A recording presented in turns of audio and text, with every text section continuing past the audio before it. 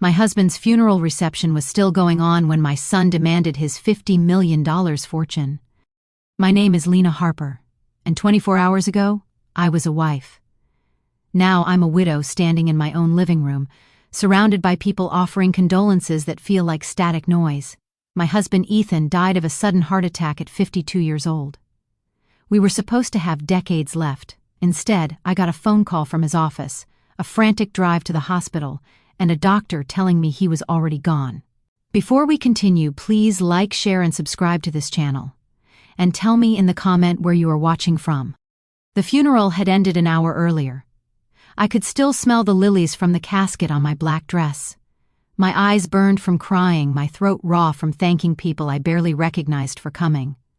All I wanted was silence. All I wanted was to collapse on our bed, my bed now, and pretend this wasn't real. But my son Daniel had other plans. "Mom, we need to talk about Dad's estate." I turned from the kitchen counter where I'd been staring at untouched casserole dishes. My son Daniel stood in the doorway, his wife Rachel beside him. Both were still in their funeral clothes. Both looked composed, too composed. "Daniel, not now," I whispered. "Please. It has to be now." He stepped closer and I noticed he was holding his phone. Had he been calculating something? "Dad's lawyers will be calling soon. We need to know where we stand." Where we stand? Like this was a business negotiation. Rachel touched his arm, but it wasn't a comforting gesture. It was coordination. They'd discussed this, planned this. While I was selecting my husband's casket, they'd been planning this conversation. "The estate is worth approximately $50 million, Daniel continued, his voice level. "Professional. Half of that should rightfully come to me. Rachel and I have already consulted with our financial advisor about the best way to—" Stop. The word came out sharper than I intended. "Your father died yesterday." "I know that, Mom. I was there." Something flickered across his face. Irritation maybe, or impatience. But practicality doesn't stop for grief. We need to secure our portion before taxes and legal fees eat into it. Our portion. Not Dad's legacy. Not what he built. Our portion. I looked at Rachel, hoping for some humanity, some acknowledgement that this was insane, but she met my eyes with that tight, practiced smile she used at charity galas. "We're not trying to be insensitive, Lena. We're just being realistic. Daniel deserves what's his." As if Ethan's entire life's work, every late night at the office, every risk he took building his business from nothing, as if all of that existed solely to become Daniel's inheritance. My hand started shaking. "Get out." "Mom?" "Get out of my house." My voice cracked, but I didn't care. "Your father's body isn't even cold, and you're circling like vultures. Get out." Daniel's jaw tightened. For a moment he looked like he might argue. But Rachel tugged his arm, whispering something about giving her space and talking to the lawyers first thing Monday. They left through the front door without another word. I stood alone in the kitchen, surrounded by sympathy flowers and sympathy food, and realized something that made my blood run cold. They weren't sad, they weren't grieving. They were excited. And that's when I remembered something about Ethan's final months. The distance, the late-night calls, the way he'd looked at me one morning over coffee, like he wanted to tell me something but couldn't find the words, the way he'd spent hours in his study with the door locked, telling me it was just work. What if it wasn't just work? What if Ethan had known something I didn't? I walked to his study and stood in the doorway. His reading glasses were still on the desk. His coffee mug, unwashed, sat beside a stack of folders I'd never seen before. My husband had died suddenly, but maybe he'd had time to prepare for something. And maybe whatever he'd prepared was about to change everything. I didn't know it then, but Ethan's real funeral gift wasn't waiting in a will. It was waiting in the truth. 3 days after the funeral, I sat across from our family attorney Lawrence Moore in his downtown office. My son Daniel on my left, his wife Rachel on my right. The mahogany desk between us felt like a courtroom bench. "I'll tell you why that matters in a moment." Lawrence cleared his throat, adjusting his reading glasses. He'd handled Ethan's legal affairs for 15 years. I'd never seen him look this uncomfortable. "Before we begin," he said slowly. I need to tell you that Ethan gave me very specific instructions about how this meeting should proceed. He pulled out a sealed manila envelope. He updated his will 6 weeks before his death. 6 weeks. That timeline hit me like ice water. Ethan had changed everything a month and a half before his heart attack. Daniel leaned forward. Let's just get to the distribution of assets, the business valuations, the investment portfolios, the properties. Mr. Harper. Lawrence's voice was sharp. I need you to listen very carefully to what I'm about to read. He opened the envelope and pulled out several documents. But the first thing he handed us wasn't legal paperwork. It was a letter, in Ethan's handwriting. To my family. If you're reading this, I'm gone. And if Lawrence is following my instructions, you're about to learn that everything you expected from my death is wrong. My hands trembled holding the paper. This was Ethan's voice, his words. But the tone was something I'd never heard from him before. Cold, calculated, almost angry. The $50 million you're expecting? It's gone. Not gone, but gone from your reach. Daniel grabbed the letter from my hands. What the hell does that mean? Lawrence slid another document across the desk. It means your father created 7 irrevocable charitable trusts. Every asset, the business, the investment accounts, the properties, the life insurance policies, all of it has been transferred into these foundations. The room tilted. That's not legal, Daniel said, his voice rising. He can't just, Mom was his wife, I'm his son, there are inheritance laws. There are also laws about what a person can do with their own assets while they're alive, Lawrence interrupted. Your father made these transfers over a 6-month period. Everything was done properly, legally and irreversibly. Rachel's face had gone pale. So we get nothing? I didn't say that. Lawrence pulled out another letter. Your father created conditions. If you meet them within 5 years, the trusts will be dissolved and the assets distributed as originally intended in his old will. That's when things got worse. Lawrence read the conditions aloud. Daniel and Rachel had to prove fundamental character change. Community service, 2,000 hours each. Financial transparency, every purchase over $500 reported to the trust board. Mandatory family counseling. And they had to maintain stable employment without access to Ethan's money or connections. This is insane, Daniel whispered. He's punishing us from beyond the grave. But I was stuck on something else. 6 months. Ethan had been planning this for 6 months, moving money, setting up trusts, writing letters. Which meant 6 months ago something had happened, something that made my husband decide his own son didn't deserve his inheritance. Lawrence handed me a separate envelope. This is for you alone, Mrs. Harper. Ethan instructed me to give it to you only after the others heard the will. My name was written on the front in Ethan's handwriting. Underneath, 4 words that made my blood run cold. You deserve the truth. Daniel was still arguing with Lawrence about contesting the will, his voice getting louder. Rachel sat frozen, her perfect composure finally cracking. But all I could think about was the envelope in my hands. Because I suddenly understood something terrifying. Ethan hadn't died of a broken heart. He'd died knowing exactly what our family had become. And whatever was in this letter, it was about to show me why he'd burned everything down. I stood up, clutching the envelope. I need air. Mom, wait. Daniel reached for me, but I was already moving toward the door. Mrs. Harper, Lawrence called after me. You should read that somewhere private. I didn't answer. I just walked out of that office knowing that my entire life, everything I thought I knew about my family, was about to shatter. The truth wasn't in the will. It was in the letter I was too afraid to open. I opened Ethan's letter in my car. My hands shook so badly I could barely unfold the paper. The parking garage under Lawrence's office building was cold, echoing with the sound of my own breathing. I'd been sitting there for 20 minutes, staring at my husband's handwriting on that envelope. You deserve the truth. Let me tell you what really happened when I finally read those words. Lena, I'm sorry, not for what I'm about to tell you. You need to know. I'm sorry I didn't have the courage to say this to your face. 6 months ago, I discovered that our daughter-in-law Rachel is having an affair with my business partner Simon Blackwell. The letter fell from my hands. No, that couldn't be right. Rachel and Ethan's business partner? Simon, who'd been to our house for Christmas dinner? Simon, who'd toasted at Daniel and Rachel's wedding? But then I remembered. The way Rachel always volunteered to drop off documents at Simon's office. The way she'd bought a new wardrobe last spring, dressing differently, wearing perfume I didn't recognize. The way Daniel had seemed oblivious, or maybe just absent. I picked up the letter with trembling fingers. I hired a private investigator. I have photos, hotel receipts, text messages.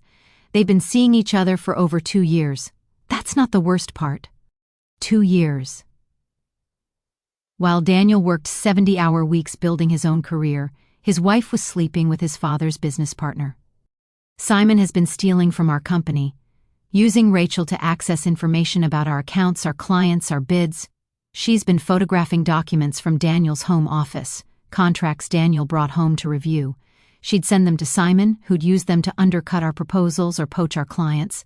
My vision blurred. This wasn't just an affair. It was corporate espionage, betrayal layered on top of betrayal. The money they stole. We're talking about $8 million over 18 months. Simon's been funneling it through shell companies. I couldn't prove it at first. That's why I've spent the last 6 months building an airtight case. That explained the late nights, the locked study, the phone calls Ethan would take in the garage at midnight. He wasn't pulling away from me. He was protecting me. I confronted Simon 3 days before I died. Told him I had everything, the affair, the theft, all of it. Told him I was going to the FBI. 3 days before his heart attack. That's when I understood. Ethan's heart attack wasn't random. The stress, the betrayal, the knowledge that his business partner and his daughter-in-law had been destroying everything he built. It had killed him. If you're reading this, I didn't make it to the FBI meeting. The appointment was scheduled for next week. But I've left everything you need in my study. Bottom drawer of the filing cabinet. The password is your mother's maiden name. I need you to finish what I started, not for revenge, for justice. Simon destroyed our business. Rachel destroyed our family. And Daniel, the letter paused there.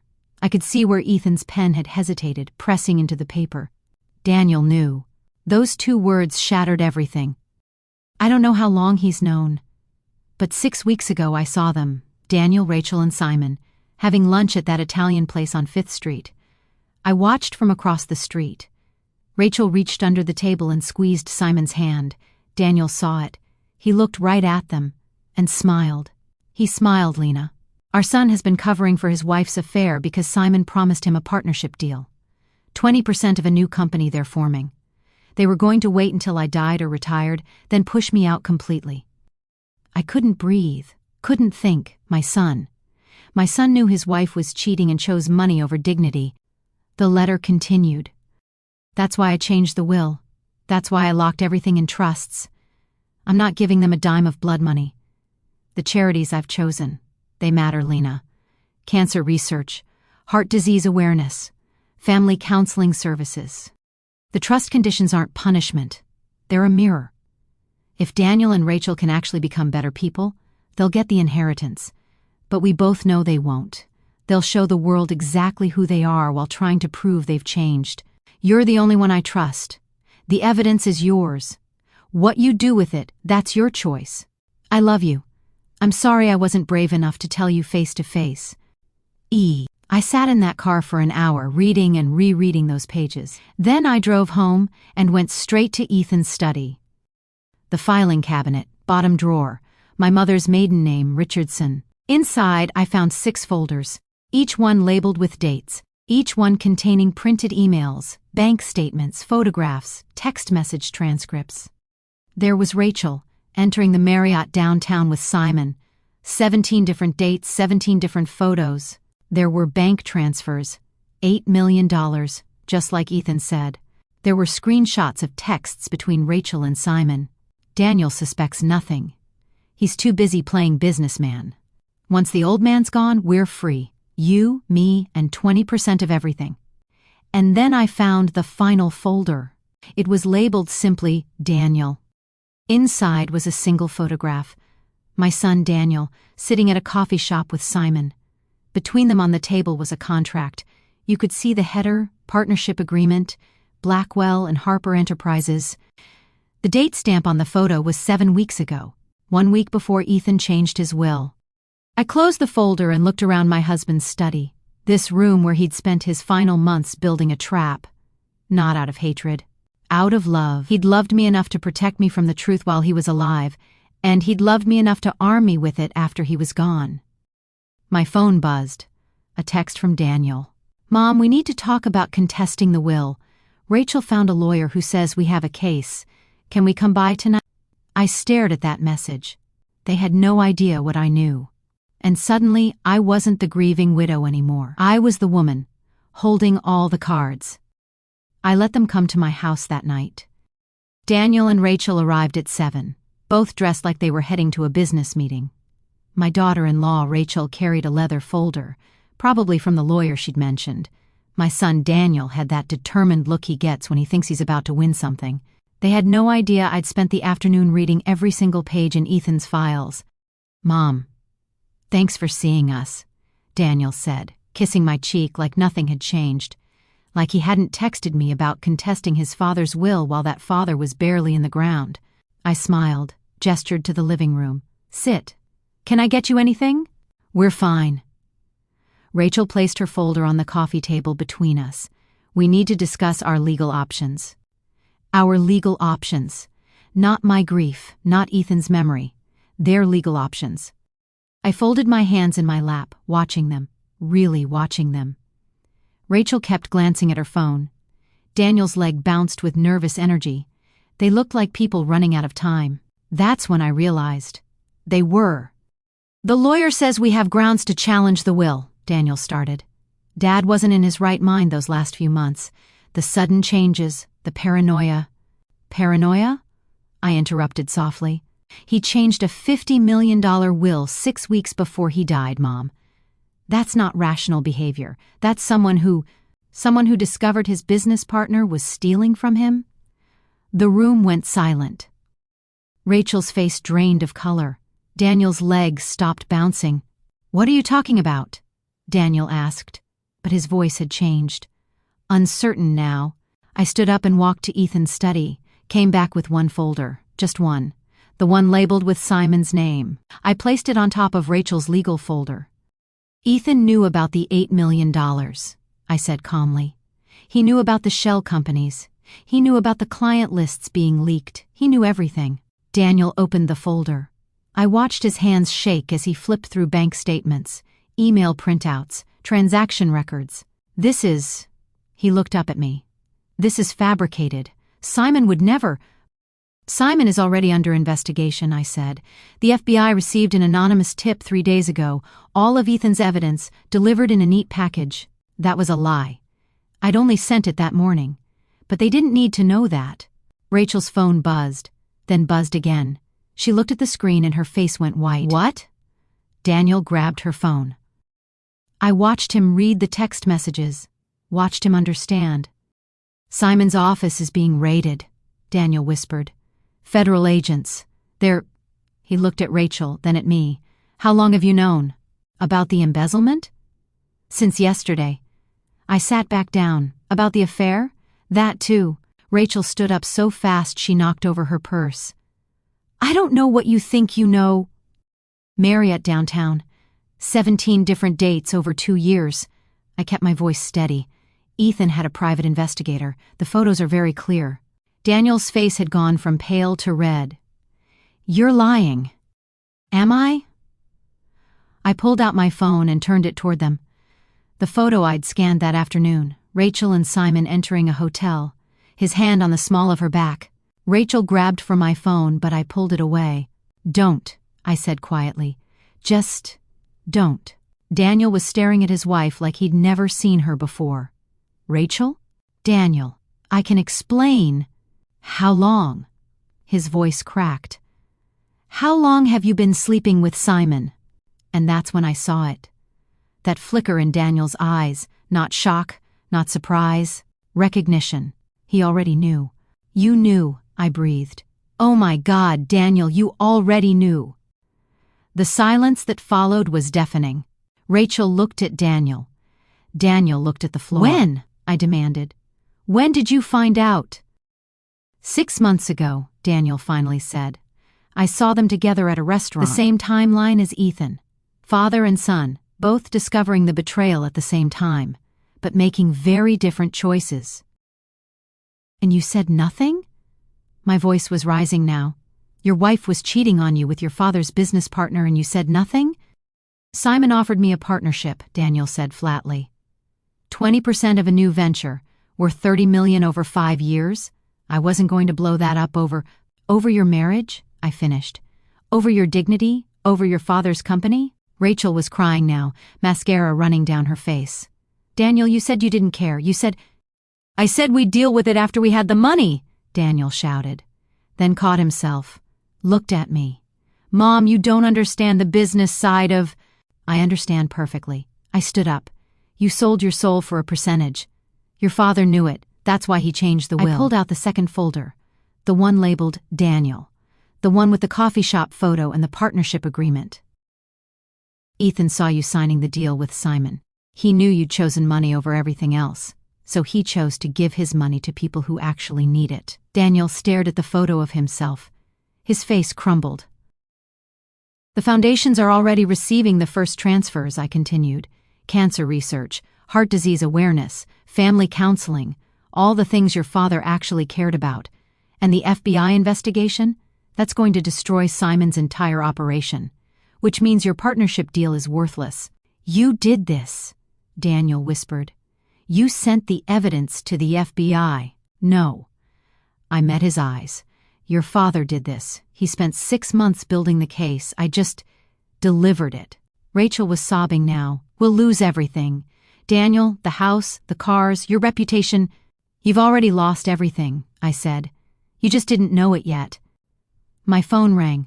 Lawrence Moore's number. Mrs. Harper. The lawyer's voice was tight. I'm calling to inform you that Daniel and Rachel Harper have been removed as trustees of any conditional inheritance. Additionally, Mr. Simon Blackwell's assets have been frozen pending the FBI investigation. Thank you, Lawrence. I hung up. Daniel and Rachel sat on my couch, their perfect lives crumbling around them. The partnership, gone. The inheritance, gone. Their marriage, already a lie. I want you both to leave, I said quietly. And I don't want you coming back. Mom, Daniel started. Your father is dead because of the stress they caused him. I pointed at Rachel, then at the folder with Simon's evidence. And you... I looked at Daniel. You're dead to me because of the choice you made. They left. I stood in my living room, surrounded by the evidence of their betrayal, and felt something I hadn't felt in weeks. Power. Ethan had given me a weapon, and I'd used it exactly as he'd intended. But I wasn't done yet, because the real question wasn't what I'd do to them. It was what they'd do to each other when the money was really gone. 3 months after I kicked them out of my house, I watched their empire burn from a distance. Simon Blackwell was arrested on a Tuesday morning at his office in front of his entire staff, led out in handcuffs, while news cameras captured every humiliating second. The charges were extensive: wire fraud, embezzlement, money laundering, conspiracy. The FBI had built their case using every piece of evidence Ethan had meticulously collected over those final 6 months of his life, and the prosecution was calling it one of the largest corporate fraud cases in the state's history. I didn't attend the arraignment, but I read about it online like everyone else. 23 counts. Potential sentence of 40 years. Assets frozen. Reputation destroyed. But that was just the beginning of how everything fell apart for them. Rachel filed for divorce from Daniel exactly 2 weeks after our confrontation, which told me everything I needed to know about what their marriage had really been worth. The paperwork cited irreconcilable differences, but everyone who mattered knew the truth. She was trying to distance herself from Simon's legal catastrophe and from Daniel's connection to it. The society pages that used to feature their charity gala photos now ran speculation pieces about whether Rachel had been complicit in the fraud, whether she'd knowingly passed confidential information to Simon, whether she could face charges herself. Daniel's business reputation collapsed even faster than I'd expected. His clients started pulling out within days of Simon's arrest, spooked by the association and the questions about how much Daniel had known. His partners at his own firm quietly asked him to take a leave of absence, which everyone understood meant they were pushing him out. The partnership deal with Simon, the $30 million opportunity he'd sold his soul to protect, evaporated the moment federal agents raided Simon's offices. I learned all of this through Lawrence Moore, who kept me updated with the kind of professional detachment that lawyers perfect over decades of watching families destroy themselves. He'd call every few weeks with another development, another domino falling, and I'd listen while standing in Ethan's study, surrounded by the evidence my husband had left behind. Until one afternoon, something different arrived in the mail. The envelope was thick, expensive paper with a return address I didn't recognize at first. When I opened it, I found a letter on letterhead from the Ethan Harper Foundation for Cancer Research, along with a photograph of a research lab and testimonials from doctors whose work was being funded by my husband's money. Your husband's generosity has allowed us to pursue treatment protocols that wouldn't have been possible otherwise, the letter read. Because of his vision, we're seeing breakthrough results in early detection that could save thousands of lives. We wanted you to know that his legacy is making a real difference. I sat down at Ethan's desk, the same desk where he'd planned everything, and started crying for the first time since the funeral. But these weren't tears of grief or rage. They were something else entirely, something that felt almost like relief. Over the next week, more letters arrived. The Heart Disease Awareness Initiative thanked me for the funding that was allowing them to provide free screenings in underserved communities. The Family Counseling Network sent photos of the new facility they'd opened, specifically designed to help families navigate betrayal and rebuild trust after devastating losses. Each letter included stories of real people whose lives were being changed by Ethan's money, the money that Daniel had thought should be his. I spread all the letters across Ethan's desk and finally understood what my husband had really done in those final months. This wasn't just revenge, though it certainly functioned as that. This was love, complicated, fierce, protective love. He'd taken everything he'd built and transformed it into something that would outlive all of us, something that would matter long after the betrayals and the greed and the broken relationships were forgotten. The foundations weren't punishment for Daniel and Rachel. They were Ethan's way of saying that some things are more important than bloodline, more important than family ties, more important than the comfort of leaving money to people who'd proven they didn't deserve it. My phone rang, interrupting my thoughts. Daniel's number. He'd been calling once a week for the past month, and I'd been ignoring every call, but something made me answer this time. Mom? His voice sounded hollow, defeated in a way I'd never heard before. I need to talk to you about something. I'm listening. I kept my tone neutral, not warm but not actively hostile either. Rachel's lawyer is coming after me for assets in the divorce, he said, the words tumbling out like he'd been holding them in too long. She's claiming I knew about Simon's fraud and that I'm liable for her legal fees. My own firm is pushing me out. The house is being foreclosed because I can't make the payments without... His voice cracked. Everything's gone, Mom. Everything Dad built. Everything I thought I had. It's all gone. I should have felt satisfaction hearing that. Some vindication that justice had been served. But instead, I felt something more complicated. Not quite pity, but a kind of sadness for the person my son could have been if he'd made different choices. What do you want from me, Daniel? I asked quietly. I don't know, he admitted. Maybe I just needed someone to know that I understand now. What Dad was trying to teach me, what you tried to tell me that night, I chose wrong, and now I'm living with it. Yes, I said simply. You are. There was a long silence on the line, and I could hear him breathing, could almost feel him wanting to ask for help, for money, for some way out of the consequences he was facing.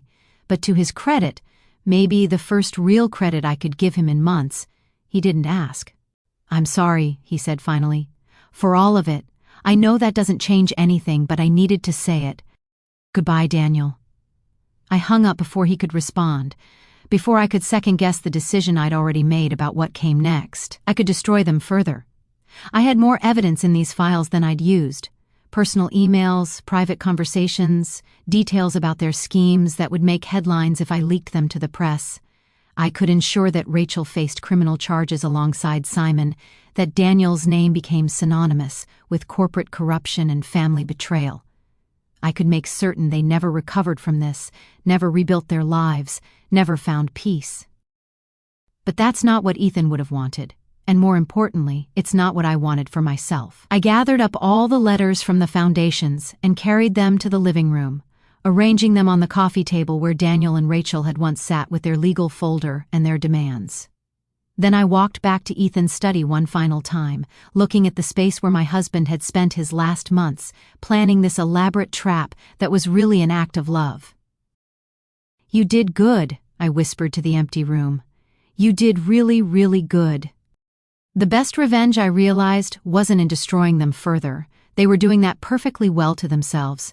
The best revenge was in living well, in honoring what Ethan had built, in watching his money save lives and fund research and help families heal, instead of feeding the greed that had killed him. I picked up my phone and called Lawrence Moore.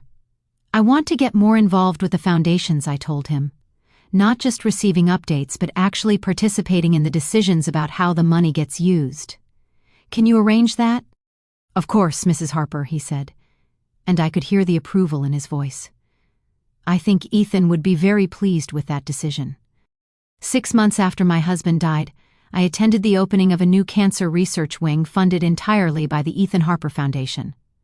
I stood in that bright, hopeful space surrounded by doctors and researchers and patients whose lives would be changed by the work happening there, and I finally felt the grief begin to shift into something else. I'd started as a widow blindsided by betrayal, weak and lost in the wreckage of my family. But Ethan had left me something more valuable than money. He'd left me the truth, the evidence, and the power to decide what kind of person I wanted to be in the aftermath. I chose to honor love over revenge, legacy over destruction, healing over hatred. And somewhere, I like to think Ethan was proud of that choice, proud that his final act had shown me who I really was underneath, all the years of playing the supportive wife and accommodating mother. As for Daniel and Rachel, I heard through Lawrence that they'd both moved out of state, trying to rebuild their lives somewhere people didn't know their names or their story. Simon was serving his sentence in a federal prison. Their empire of greed had burned to the ground, leaving nothing but ashes and consequences. And me? I was free. Free of their expectations, free of their betrayals, free to build something meaningful from the wreckage. That's the thing about betrayal. It either destroys you or it shows you exactly how strong you've always been. I chose strength. I chose Ethan's legacy. I chose life over revenge. And that choice made all the